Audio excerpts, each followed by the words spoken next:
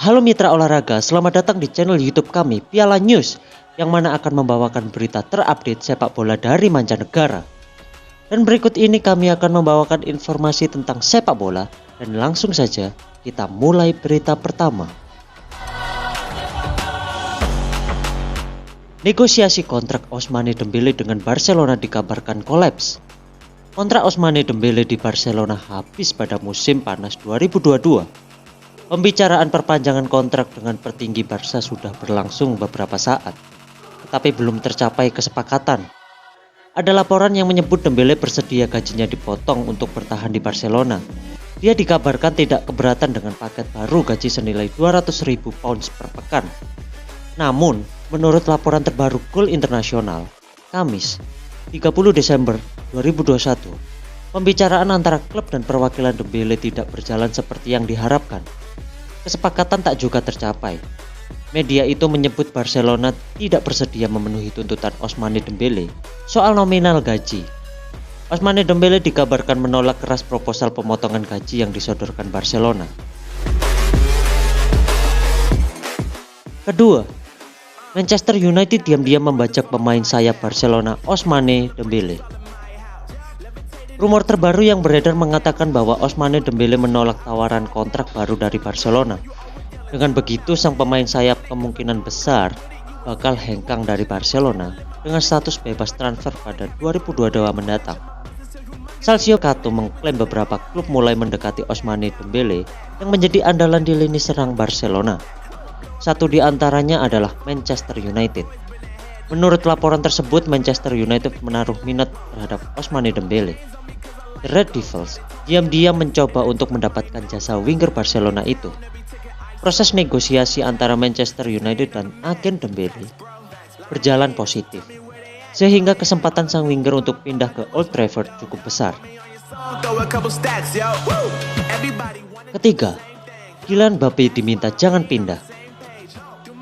Bintang Paris Saint-Germain (PSG), Kylian Mbappe dikabarkan bakal hijrah ke klub lain musim depan. Raksasa Spanyol Real Madrid disebut-sebut bakal menjadi pelabuhan berikutnya.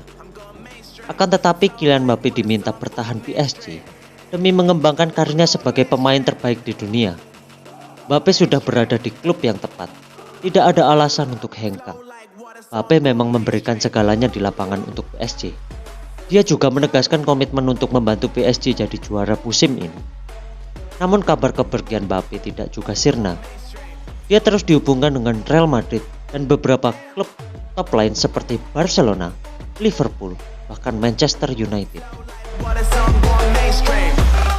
Keempat, Manchester United mengakhiri 2021 dengan hasil positif. Bertanding dengan Burnley di Old Trafford pada laga pekan ke-20 Premier League, Jumat, 31 Desember 2021, MU menang 3-1. Kemenangan tersebut membuat tim Setan Merah kini berada di peringkat ke-6 klasemen sementara Premier League dengan nilai 3-1. Adapun Burnley di tempat ke-18 dengan torehan 11 poin. Permainan dimulai dengan tempo yang lambat. The Red Devils sepertinya sudah cukup puas dengan keunggulan 3-1 dan bertekad mempertahankannya sampai wasit meniup peluit berbunyi panjang. Mereka berhasil unggul dulu ketika pertandingan baru berjalan 8 menit berkat gol Scott McTominay. MU semakin menjauh pada menit ke-35. Cristiano Ronaldo berhasil membubuhkan namanya di papan skor setelah mencetak gol dengan memanfaatkan bola muntah tembakan McTominay dari luar kotak penalti. Burnley baru bisa memperkecil kedudukan 3 menit setelah Ronaldo mencetak gol. Aaron Lennon memanfaatkan blunder yang dilakukan Eric Bailly untuk menaklukkan David De Gea. Kelima, kemenangan telak atas timnas Indonesia di leg pertama final Piala AFF 2020. Timnas Indonesia menjadi bulan-bulanan Thailand dalam leg pertama final Piala AFF 2020. 2 gol Chanatip Songkrasin plus 2 gol yang masing-masing dicetak oleh Supacok Saracat dan Bordin Pala memastikan tim Garuda harus berjuang sangat keras pada leg kedua final Piala AFF 2020 yang digelar di stadion yang sama, Sabtu, 1 Januari 2022. Boleh dibilang kemenangan telak 4-0 pada leg pertama final Piala AFF 2020 ini memastikan Thailand begitu dekat dengan predikat juara Piala AFF 2020.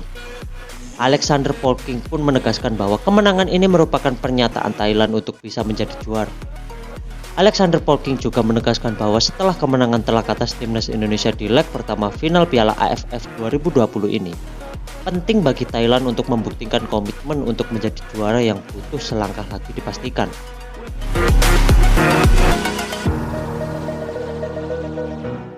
Keenam, Indonesia kalah. Ketua PSSI dihujat netizen karena masuk ruang ganti timnas. Keinginan Ketua PSSI Muhammad Iryawan untuk masuk ruang ganti timnas Indonesia pada final Piala AFF 2020 berujung polemik. Rencana pria yang biasa dipanggil Iwan Bule itu ditentang netizen dengan beragam alasan. Pertama, Iryawan dianggap dapat mengganggu konsentrasi para pemain timnas Indonesia. Kedua, Iwan Bule terancam melanggar regulasi Piala AFF. Iryawan menganggap niatnya itu sebagai suatu yang wajar, sebab pensiunan Komjen Pol tersebut memposisikan diri sebagai ayah dari Asnawi Mangkualam dan kawan-kawan.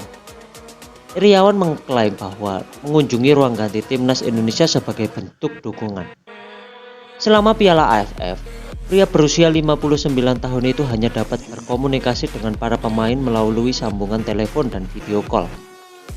Iryawan mengaku sedang sakit. Dia juga belum tidur pasca timnas Indonesia dihajar Thailand 0-4 dalam laga leg pertama final Piala AFF pada Rabu 29 Desember 2021. Padahal Iryawan berencana untuk berangkat ke Singapura pada Jumat 31 Desember 2021. Dia mau mendukung timnas Indonesia secara langsung sekaligus memenuhi keinginannya untuk masuk ke ruang ganti. Berita 7. Rencana Sintayong untuk timnas Indonesia di leg 2 final Piala AFF 2020. Timnas Indonesia akan tetap bermain habis-habisan pada leg kedua babak final Piala AFF 2020. Tim berjuluk skuad Garuda ini mau menutup perjuangannya di turnamen dengan kepala tegak. Pelatih timnas Indonesia Sintayong meminta Witan Sulaiman dan kawan-kawan untuk menyampingkan defisit 4 gol dari Thailand dan bermain sebaik seperti babak penyisihan ketika melawan Thailand pada leg kedua. Timnas Indonesia memang cukup superior di penyisihan grup. Skuad Garuda mampu menjuarai grup B untuk mengungguli Vietnam dan menyingkirkan Malaysia. Meraih 3 kemenangan dan sekali seri, timnas Indonesia juga berlabel tim tersubur di babak penyisihan dengan jumlah 13 gol.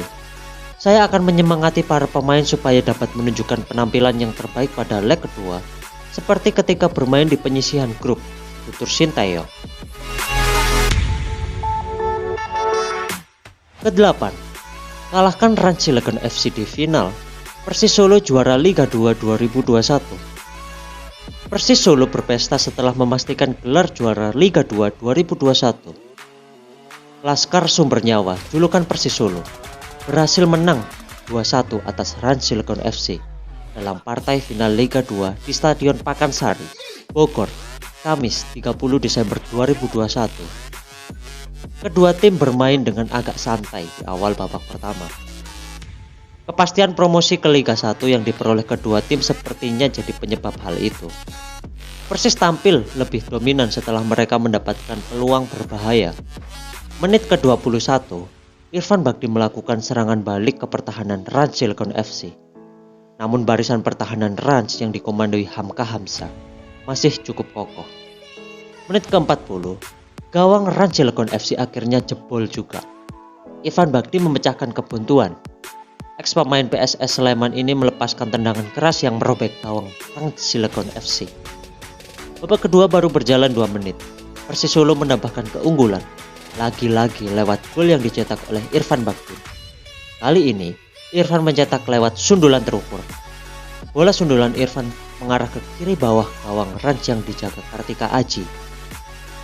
Rans tak mau menyerah begitu saja. Tim asuhan Rahmat Darmawan coba bermain lebih agresif. Hasilnya, pada menit ke-54, Rans mendapatkan hadiah tendangan penalti. Alvin Tua Salamoni maju sebagai Algojo. Ex pemain Madura United itu berhasil menjalankan tugasnya dengan baik. Di sisa babak kedua, Persis bertahan dengan baik. Tak ada gol lagi yang tercipta.